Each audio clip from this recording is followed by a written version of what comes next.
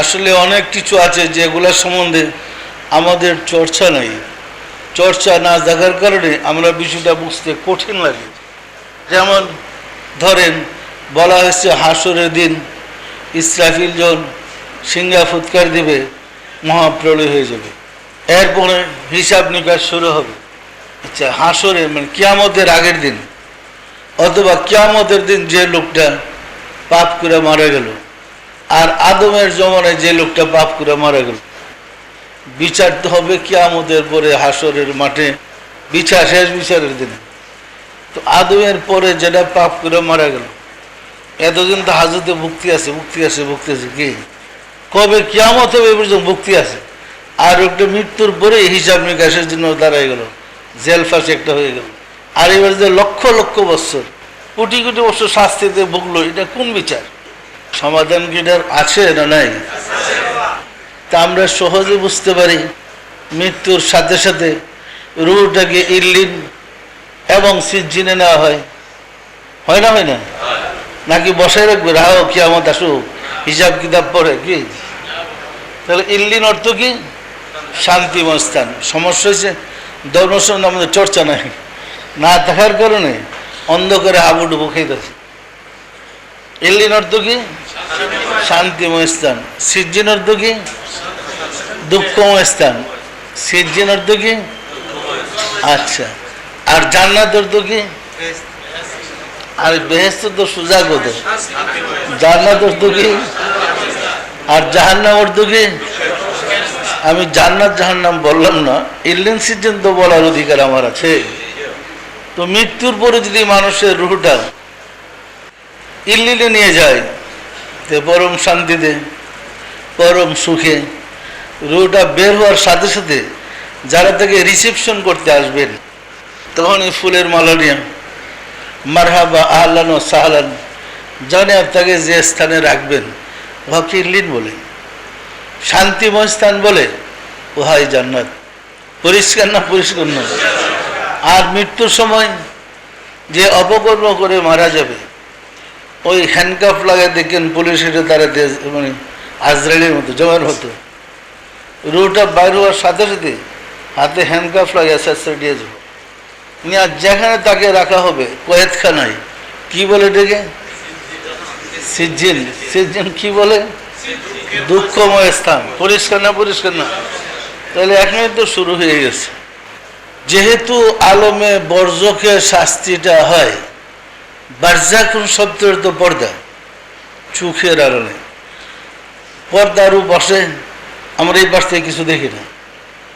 তো শাস্তিটা হয় আমাদের চোখের অন্তরালে, সেহেতু আমরা দেখতে পারছি না, বুঝতে পারছি না, জানতে পারছি না কিভাবে শাস্তিটা হয়। যদি আমরা অন্তর্দৃষ্টি জাগ্রত করতে সক্ষম হইতাম, হৃদয়ের চক্ষু যদি জাগ্রত করতে পারতাম, আর কলবের বিদ্যায় বিদ্বান হইতে পারতাম, তাহলে আমরা দেখতে পারতাম ইল্লিনে কিভাবে শান্তিতে থাকে আর সিজ্জিনে কিভাবে দুঃখে থাকে। পরিষ্কার? আমি কি গুছিয়ে বলতে পারতেছি? ইল্লিন কি হাসরের বিচারের পরে হবে না আগে হবে? সিজ্জিনে বিচারের পরে দেওয়া হবে না আগে? আচ্ছা, মজার ব্যাপার হলো সিজ্জিনে যাকে নিবে, ইল্লিনে যাকে নিবে, এর বিচারটা কখন? এমনি একটা লোককে জাহান্নামে জান্নাতে দেওয়া যাবে, বিচার লাগবে তো? তাহলে বিচারটা কখন বলতে পারেন? ওই বৈশাখী তো মানে চর্চা নাই, তো ধর্মের কোনো চর্চা নাই, যে যতটুকু জানছে এতটুকু ভয়ে বসে রয়েছে। কি ইল্লিন সিজ্জিনের ফাইসালা হয় মৃত্যুর সময়। পরিষ্কার না? পরিষ্কার না? মৃত্যুর আগে ইল্লিন সিজ্জিনের ফাইসালা হওয়ার পরেই মালাকুল মউত রুহটা বের করে দেয়। এই কারণে হাদিস শরীফে বর্ণিত হয়েছে মৃত্যুর সময় অন্তিমকালে জন্মদাতা পিতা এবং মায়ের রূপ ধারণ করে।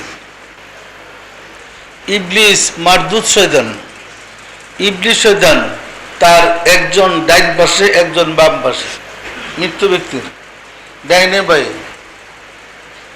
ইবলিস শয়তান পিতার সুরত এবং মায়ের রূপ ধারণ করে বসবে। পিতার রূপে শয়তান বলবে, বাবা তোমার আল্লাহ একের বেশি বলো।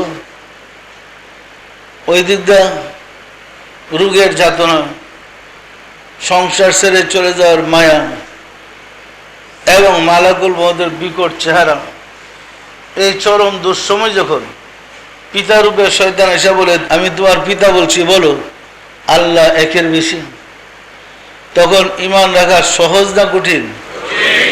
অসম্ভব কঠিন। তখন সন্তান অসহায় হইয়া চোখ ঘুরে, আপনার মৃত্যু ব্যক্তি দেখছেন না? মৃত্যু আমি জানি না, যারা দেখছেন আমি যা বলছি ওইরকমই দেখবেন।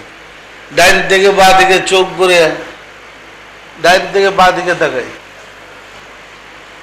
আমরা সমাজের লোকেরা বলি জীবনের শেষ দেখা, দুনিয়াটা দেখা যাইতেছে, আসলে শেষ দেখা নয়। তার ডাইন পাশে তার মার রূপে যে শয়তান বসা, অসহায় হইয়া সে মায়ের দিকে তাকায়। তখন মাও পরামর্শ দেয়, বাবা তোমার আব্বা যা বলছে ইহাই সত্য, বলো আল্লাহ একাধিক। ওই সময় ঈমান নেওয়া কি সহজ? সহজ না কঠিন? অসম্ভব কঠিন।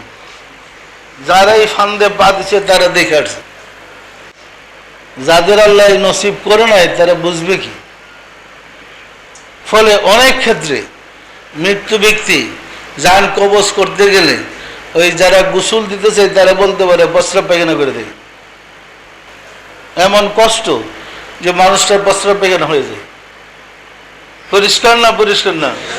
সুতরাং ওই কঠিন সময়, ওই দুঃসময় আপনার যে ফাইসালা জীবনে হয়ে গেল, আপনি যদি শয়তানের পরামর্শে আল্লাহ একাধিক স্বীকার করেন, তখন বেঈমান হয়ে কবরে গেলেন, হানকাফ লাগে ওই যে সিজ্জিন। আর যদি ইমানের একত্ববাদ ঠিক রেখে যেতে পারেন, আপনার গলায় মালা পরে জান্নাতে নিয়ে যাবে। আমার কথা বিশ্বাস হয় না? হয় না?